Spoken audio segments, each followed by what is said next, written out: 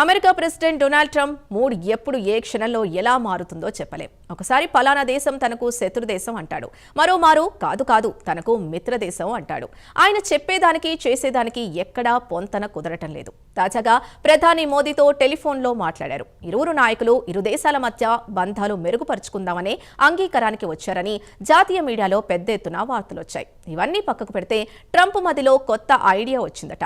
ప్రపంచంలోని అతిపెద్ద సంపన్న దేశాలతో పాటు ఇండియాని కూడా కలుపుకొని న్యూ సూపర్ క్లబ్ ఏర్పాటు చేయాలనే ఆలోచనలో ఉన్నాడట. ప్రస్తుతం గ్లోబల్ మీడియాలో ఇదే హాట్ టాపిక్ గా మారింది. వివరాలేంటో చూద్దాం.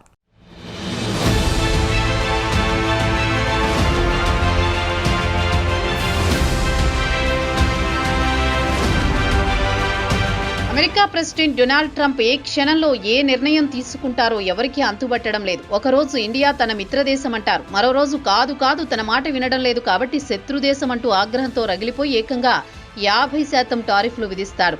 ఇప్పటి వరకు ఇండియాకు రష్యాతో పోల్చుకుంటే అమెరికాతో సంబంధాలు మెరుగ్గా ఉండేవి. ట్రంప్ తీసుకుంటున్న అనాలోచిత నిర్ణయాలతో ఇటు ఇండియాలో వస్తున్న వార్తల సమాచారం ప్రకారం ట్రంప్ కొత్తగా ఏర్పడిన అత్యంత సంపన్న దేశాలను కలుపుకొని సూపర్ క్లబ్ ఏర్పాటు చేయాలనే ఆలోచనలో ఉన్నాడట. అయితే అసలు ట్విస్ట్ ఏంటంటే ఈ కోర్ 5 గ్రూపులో ఇండియాను కూడా చేర్చుకుంటున్నాడన్న టాక్ బలంగా వినిపిస్తోంది.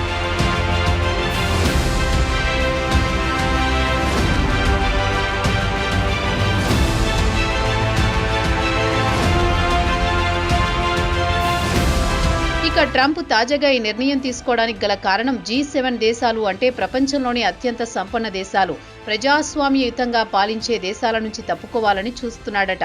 ఇక ట్రంప్ కొత్తగా న్యూ అలైట్ C5 పేరుతో కోర్ 5 అనే ఫోరంను ఏర్పాటు చేసే ఆలోచనలో ఉన్నారట. ఇక కోర్ 5 దేశాల విషయానికొస్తే అమెరికా, రష్యా, చైనా, ఇండియా, జపాన్ను కలుపుకుని ఒక గ్రూపుగా తయారు చేయాలనే ఆలోచనలో ఉన్నట్టు వార్తలు వస్తున్నాయి. ఇప్పటి వరకు యూరోపియన్ దేశాల ఆధిపత్యంలో కొనసాగిన G7 దేశాల నుంచి ఆయన తప్పుకోవాలనుకుంటున్నారన్న టాక్ మాత్రం బలంగా వినిపిస్తోంది. అయితే అధికారికంగా దీని గురించి ఎలాంటి ప్రకటన వెలువడలేదు. అయితే అమెరికాకు చెందిన పాలిటికో అనే పబ్లికేషన్ మాత్రం దీని గురించి చూచాయిగా వెల్లడించింది. తక్షణమే కాకుండా త్వరలోనే ట్రంప్ కోర్ 5 గురించి ఒక ప్రకటన చేసే అవకాశాలున్నాయని తెలిసింది. వైట్ హౌస్ కూడా గత వారం నేషనల్ సెక్యూరిటీ స్ట్రాటజీ వెర్షన్లో దీని గురించి ప్రస్తావించింది. అయితే అధికారికంగా కొత్త వెర్షన్ మాత్రం ముద్రించలేదని పొలిటికో ప్రస్తావించింది.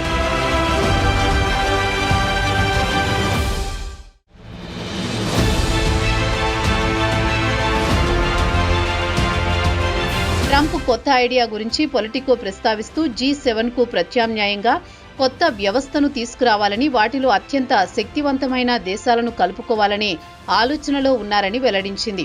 కోర్ 5లో అమెరికా, చైనా, రష్యా, ఇండియా, జపాన్తో పాటు మరికొన్ని దేశాలు సుమారు 100 మిలియన్ల కంటే ఎక్కువ జనాభా ఉన్న దేశాలను కలుపుకోవాలని చూస్తున్నారట.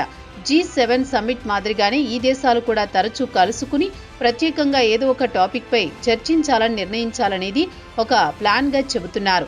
ముందుగా C5 ఎజెండా విషయానికొస్తే మిడిల్ ఈస్ట్ లో సెక్యూరిటీపై చర్చించాలనుకుంటున్నారు. అలాగే ఇజ్రాయెల్ కు, సౌదీ అరేబియాకు మధ్య సంబంధాలు సాధారణ స్థితికి తేవాలనే ఆలోచనలోనే ట్రంప్ ఉన్నారని చెబుతున్నారు. అయితే white house press secretary Hannah Kelly మాత్రం అలాంటి ప్రతిపాదన ఏదీ లేదని తేల్చి చెప్పినట్టు పొలిటికో కూడా వెల్లడించింది.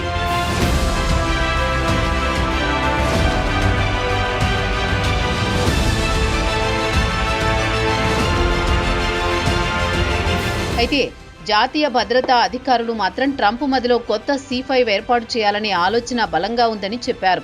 కాగా ప్రపంచవ్యాప్తంగా మారుతున్న రాజకీయ పరిణామాలను దృష్టిలో ఉంచుకుని ఇతర సూపర్ పవర్ దేశాలతో కలిసి పనిచేయాలనుకుంటున్నారని బైడెన్ అడ్మినిస్ట్రేషన్లో US నేషనల్ సెక్యూరిటీ కౌన్సిల్గా యూరోపియన్ వ్యవహారాలను చూసిన టోరీ టౌసిగ్ పొలిటికోకు చెప్పారు. ఆమె అంచనా ప్రకారం C5లో యూరోపియన్ దేశాలకు స్థానం లేదు.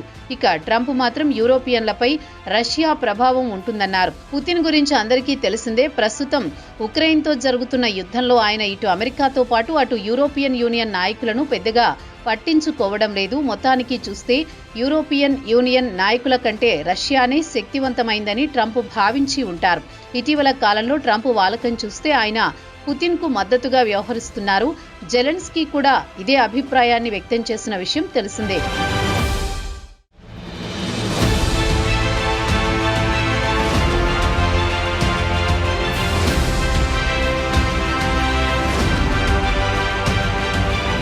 అయితే రిపబ్లికన్ సెనేటర్ మైకెల్ సోడోలిక్ కూడా తన మొదటి టర్మ్లో ట్రంప్ చైనా పాలసీపై ఒక నిర్ణయానికి వచ్చారు. ఒకప్పుడు ట్రంప్ అడ్మినిస్ట్రేషన్ పోటీకి చైనానే సరైన దేశంగా భావించింది. తర్వాత చైనాతో సంబంధాలు మెరుగుపరుచుకోవాలనే స్థాయికి వచ్చారని యుఎస్ రిపబ్లికన్ సెనేటర్ కూడా చెప్పారు.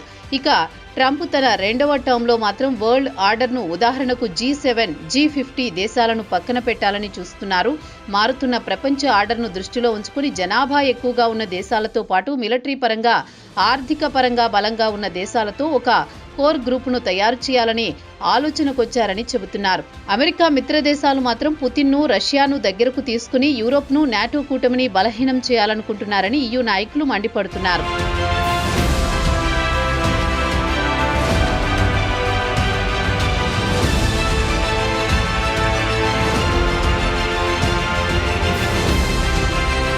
అయితే గురువారం నాడు అమెరికా వాణిజ్య ప్రతినిధులతో ఇండియా వాణిజ్య మంత్రిత్వ శాఖ 2 రోజుల పాటు జరిగిన సమావేశం ముగిసింది.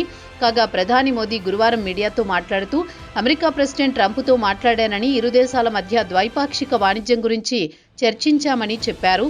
దీంతో పాటు అంతర్జాతీయ పరిణామాలపై కూడా చర్చించామన్నారు. ఇండియా, అమెరికాలు కలిసి ప్రపంచ శాంతి, స్థిరత్వం, అభివృద్ధికి అత్యధిక ప్రాధాన్యం ఇవ్వాలని నిర్ణయించామని మోదీ ఎక్స్లో ప్రస్తావించారు.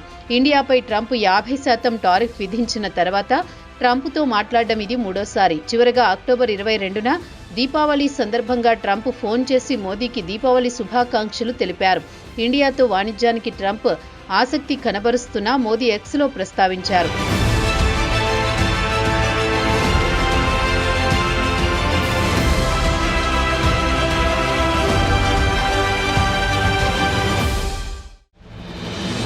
అసలు విషయానికొస్తే ట్రంప్ ఇటు జెలెన్స్కీతో పాటు యూరోపియన్ యూనియన్ నాయకులతో విసిగిపోయాడు. రష్యా, ఉక్రెయిన్ యుద్ధానికి ముగింపు పలికించాలని ప్రతిపాదనలు తెస్తే దాన్ని యూరోపియన్ నాయకులు ముందుకు సాగనీయడం లేదనే ఆగ్రహం కూడా ట్రంప్కు లోలోనే ఎక్కడో ఉంది. ఇక ట్రంప్ విషయానికొస్తే గత కొన్ని నెలల నుంచి ఆయన పుతిన్కు దగ్గరవుతున్నాడు. మరోపక్క EU దేశాలకు దూరమవుతున్నాడు. కాల్పుల ఒప్పందం విషయానికొస్తే ఆయన పుతిన్కు అనుకూలంగా నిర్ణయాలు తీసుకోవడం జెలెన్స్కీతో పాటు EU నాయకుల ఆగ్రహం తెప్పిస్తోంది. ఉక్రెయిన్లో రష్యా ఆక్రమించిన 20% భూభాగాన్ని పుతిన్కు అప్పగించాలని ట్రంప్ ప్రతిపాదిస్తే జెలెన్స్కీతో పాటు యూరోపియన్ నాయకులు తీవ్ర అభ్యంతరం వ్యక్తం చేస్తున్నారు. దీంతో విసిగిపోయిన ట్రంప్ కోర్ C5 ప్రతిపాదనకు ప్లాన్ చేస్తున్నట్టు డిప్లొమాటిక్ సర్కిల్స్లో చర్చ మొదలైంది. మరి ట్రంప్ ప్లాన్ ఎప్పుడు కార్యరూపం దాలుస్తుందో వేచి చూడాల్సిందే.